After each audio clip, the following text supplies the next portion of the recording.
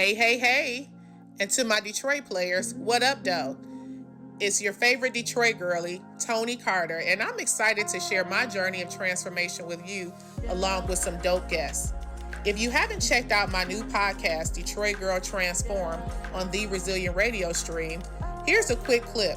Come check us out. Stay tuned. DJ, what do you think are some of the differences between people in the DMV and Detroit?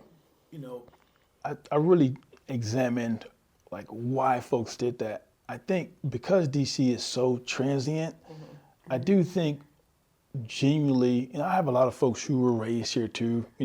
My wife was born and raised in DC. Now she moved to St. Croix when she was a baby.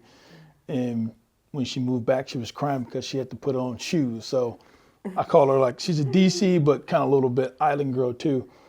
I do think because it's so transient, folks genuinely want to know like what you do. Like, whereas for us, because we talked about the melting pot that is Detroit, you have that huge dichotomy and next door neighbors.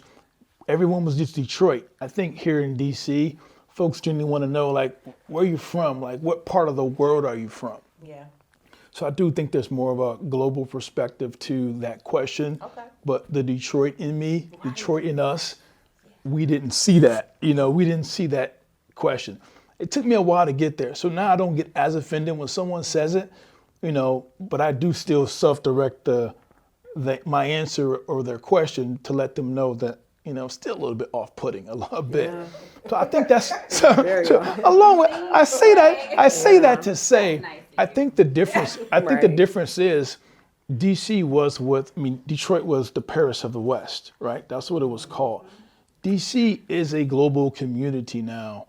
And Detroit's, in its resurgence, I love it. I love visiting there. I love vacationing. I like to say I like to vacation in my hometown because I do love it. And there's so much here to do. The big difference to me is the global community that's here. We're not going to pivot to this next 4 years and what we think that may be. But I think up to now, there's been a really appreciation for diversity in thought, diversity in background, really diversity in who you are and what you do. One of the things I used to do when I was here in my 20s was I would go to Embassy Road Day. Eat for free. Yeah, you had to be suited up and booted. But you would go, literally you can go from, the embassy of Poland to South Africa, wherever. Yeah. In your 20s, one is free eats, but also you learn different cultures. Then we go to Dream, which became Love, But it was, to me, it was the best of times, as you're learning other people. At that time, you're also learning who you are. And DC was a great mirror for that. Detroit was beautiful at the time, but it was going through its own kind of issues, and it was healing. I like to say Detroit was healing then, and DC was further along in this healing process.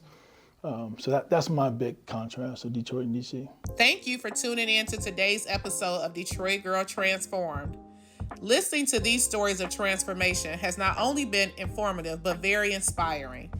Be sure to join us on Transformation Tuesdays at 9 p.m. Eastern Standard Time on the Resilient Radio stream.